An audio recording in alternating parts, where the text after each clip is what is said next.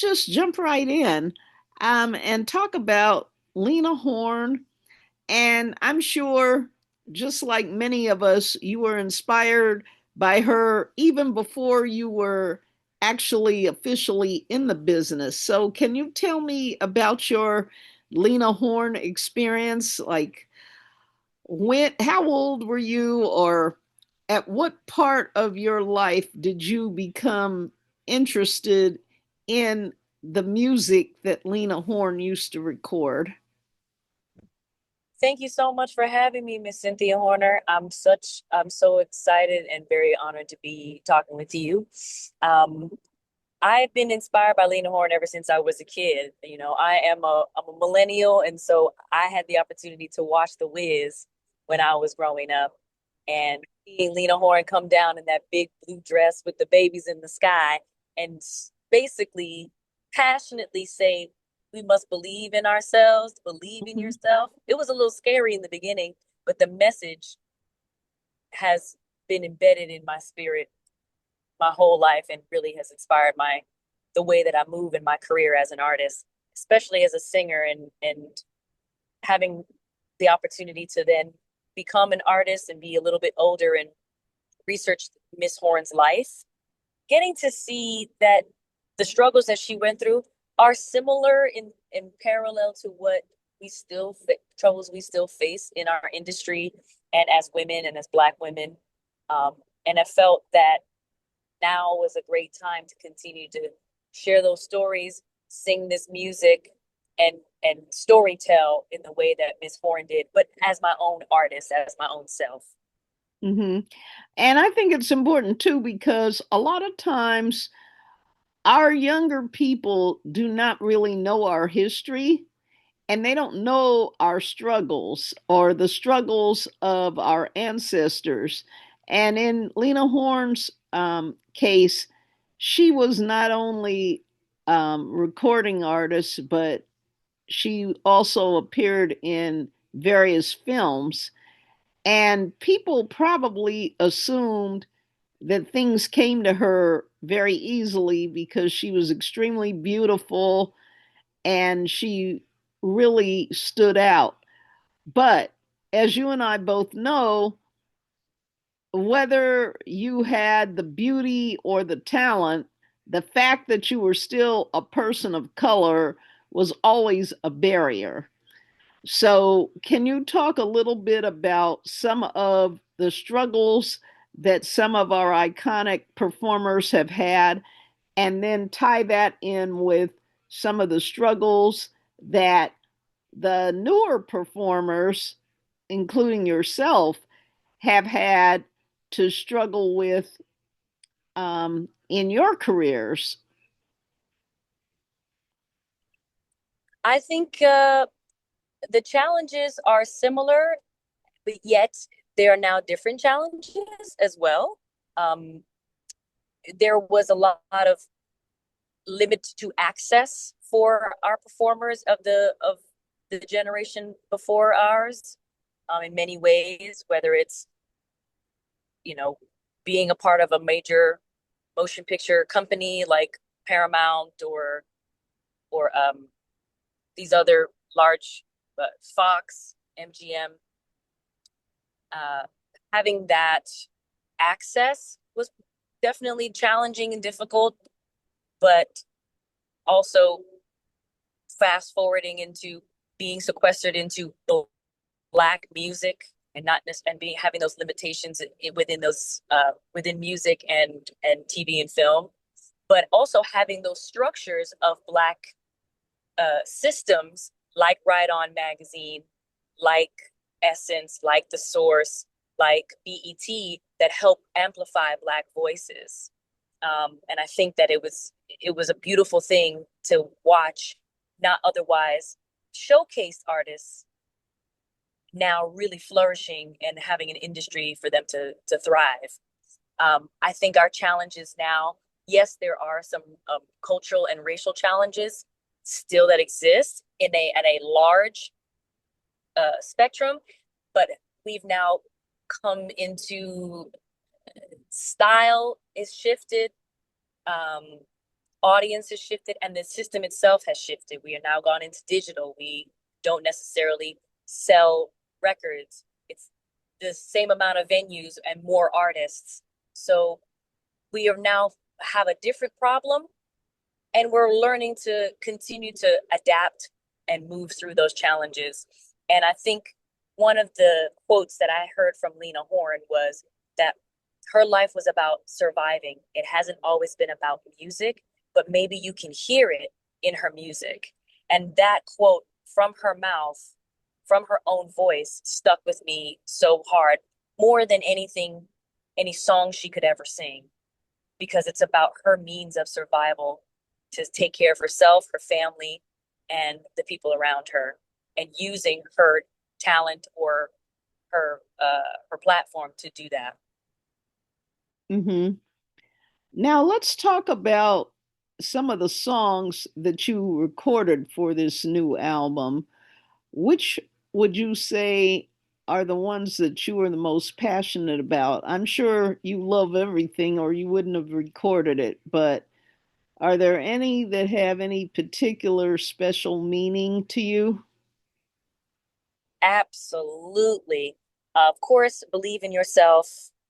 You know, Lena Horne is known to the generation before mine as, the star that sang Stormy Weather and really made that song very popular. And she lived and had such a long career that it stemmed into my generation, that we know Lena Horne from being Glinda the Good Witch. And we know her from The Cosby Show and A Different World, and seeing her on the Rosie O'Donnell show and the Gap's commercials. So we see her as this figure. And going back to listen to her music was really special. Her voice was so strong and so special. Um, Believing, if you believe, is definitely my favorite song on the album for me personally, because it's what inspired this project. Um, but there's a cut on this album called Just One of Those Things, where Lena, I sort of paint it where Lena enters into her phase in Hollywood and doing all these different things in her career, but it doesn't make her who she is on the inside. So you just talk about, we've done all these things, but that was just one of those things. And then there's an original song on the album that was not made, that Lena Horne didn't perform, that it was written by an incredible jazz songwriter and singer, Andromeda Ture. Andromeda Ture is a lifelong friend of mine and the daughter of Steve Ture and Akua Dixon. And she and I have been working together for a decade on a Lena Horne musical project. And she wrote this song. And when I heard this song for the first time, I said, Andromeda, can I please use this in my dedication to Lena Horne? And she said, absolutely. And that song is called Alive. And it talks about trying to pick yourself up after you feel defeated over and over and over again. And Oh, it's a song that I absolutely love to listen to as an inspiration, but also it was a joy to record. I got a chance to record it with Alexis Lombre, John Davis, Brad Allen Williams, and Ben Williams in the studio, and it was beautiful. oh, okay. Are you going to have any videos to accompany the songs? I know you have a promo video where you announce what you're doing, but will there be any videos to accompany these songs? Absolutely. The entire album is being made into a visual album. Oh, Visual album is called The Makings of a Lady. Syndee Winter sings Lena Horne, The Makings of a Lady. And each song represents a characteristic of what it means to create a lady. And we contain multitudes. We are not a monolith. So you'll get to see the how attributes of a lady shows up using the lens and the source material as a person, as a persona, Lena Horne. that is so fascinating. Now, In addition to working on this project, there are so many other things that you do. I know that you do quite a bit of work for Disney. Can you share a little bit about what it is that you do with them? Because I know it's very fascinating, but I'm not sure how much you can really detail about that. Oh, absolutely. I can. I, I'm I'm happy to share that. It's a part of my life that has made my life so beautiful. I was obsessed with The Lion King as a kid. I remember forcing my buying a Lion King sing along tape and forcing my entire family to sit down and watch me belt out Hakuna Matata. And when I learned that it was a musical on Broadway, I said, I want to be in that show. And when I heard that Nala, her own song, I said, I want to sing that song. I don't care where I sing it, church, the supermarket. I don't want to sing this song. I want to sing it. And I never thought in a million years that I would be singing that song on stage as Nala on Broadway. And I would get to meet my sister Nala, I call her, Beyonce Knowles Carter, at an opportunity where she was the voice of Nala in the film. That's that character and that role and that opportunity is taking me all over the world. I've also been in other shows like Hamilton, an American musical, and Motown, the musical. And I'm a music baby, so that was nostalgic for me. It spoke to my own culture. It spoke to my parents, and to be able to portray characters like Diana Ross and Mary Wells and Gladys Knight, it was a lifetime, a dream of a lifetime. Okay. Yes. Now, one thing I'll say about you is I really admire the fact that you've done so much work on stage. And I know that it has to be so much competition, because Broadway, off Broadway, whatever, there's so many talented people out there. What sets you apart? Because you work all the time. Miss Cynthia, that is a great question. And I'm blessed. I feel very, very blessed to be able to be considered and be in rooms in which I thoroughly enjoy the people I work with. Um, I am never going to stop being curious about what I do. I love singing. I love songwriting. I love creating ideas and being in the room that is inspiring with others is what I love to do. I love collaborating. So if I can be a great asset to the rooms that I'm in, and that's what keeps me there, fantastic. Um, it's funny, the word competition, I remember that was the gas that sort of lit my fire. I was living in Miami and I had a friend and we were on a at a dinner with his family, and I remember saying my friend being so happy for me and so proud that I was going to be moving to New York to pursue my career as a performer. And their dad said to me, "Ugh, are you sure you want to do that? There's a lot of competition out there." And I, with every bone in my body at age 18, looked at that man in his eyes and was like, "Yeah, you don't know me. You don't know what I can do." And yes, this was a white man, and he's looking at me as a young girl and a young black girl. You've never seen me perform. You don't know what I have inside of me. And I never let the word competition or anybody in the room that I'm with stifle me from coming in and doing my thing because I know what I love to do.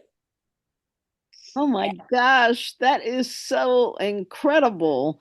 Thank Um, you. I love that. You're fearless. And see, that's something that more of us need to have that inner confidence because you don't have to worry about competition when you feel that you have done the best that you can do and that you are the best that you can be. That's all you really need to worry about. But a lot of times people let fear stop them. They'll see somebody and say, "Oh, that person's prettier than I am," or "I think that person sings better," and they defeat themselves when they have that mindset. And I agree. And there were moments for me too I still have those moments, that bit of imposter syndrome. I remember auditioning for American Idol, America's Got Talent, The Voice, making the band. Yeah, the making the band. And remembering how nervous I was and I didn't show up as myself and sort of beating myself up over it. But that, as I am, has gone through my career and gone through different iterations as a dancer, as a singer, as a songwriter, as a Broadway artist, learning that everything is research and everything was a practice and you were going to continue to practice. I wanted to add that last year I was a part of the Sarah Vaughan International Vocal Jazz Competition at NJPAC, and they call it the Sarah Vaughan Vocal Jazz Competition. And there were some beautiful voices and beautiful women in this competition, and I just could not get my head around the word competition because I'm so inspired and I want to build up these women in the room. And we walked out of there. There were people who placed. I placed first runner up, and April May Webb was the grand prize winner this year, and Georgia Hears was the second runner up. And I was more happy for April than I was for myself because Wow. I've been in the world with her and I see her outside doing the work. Hmm. Now, before we close, I want to ask you a question about your nutritional regimen because you're in great shape and you're nice and small. And what do you do to keep yourself in such great shape? I think my secret weapon is that I was raised by a soccer coach. My father raised us with Rastafarian characteristics as far as our diet. And we did spend a lot of time growing up eating vegetarian um, and clean meats. Um, and as I got older, I learned that I'm gluten intolerant and dairy intolerant. So I try to cut those things out. I do take care of my body. It is genetics, I can't sit up here and give you the full rundown. My genetics do have a part in it. I do come from a people of their smaller body. Um, and you know what you want to have in your life, so you kind of do your best to take care of yourself. Hmm. Well, I think you're very inspirational. We look forward to connecting with you again after your Lena Horne project drops. And I appreciate your time today. And thank you so much for this interview with Right on Digital. How can people follow you on social media? People can follow me on social media, on Instagram, Facebook, YouTube. I have my own YouTube channel. On Instagram and Facebook, you can find me at Syndee Winters, SyndeeWinters. And on YouTube, Syndee Winters TV. You can go to my website, CyndeeWinters.com, and you can locate my music on all DSPs, Spotify, um, Apple Music, Tidal, wherever you find your music, and type in my name, Syndee Winters. You can also purchase my album on vinyl at my website directly from me. I physically mail and package everyone with a note and a thank you note for the people who come and support me. I think it's so important that having that interaction with your community is paramount to an artist's success and a relationship with their audience. And thank you so much for having me, Miss Cynthia. It's an honor to speak to you. I've always loved Ride On magazine. I used to tear out the pictures and put them on my wall. So Oh, well, thank you so much. And you have a wonderful weekend, and you put a real smile on my face. oh, I'm glad. Likewise. Thank you All so much. right. You're welcome. Bye bye. Here, bye bye.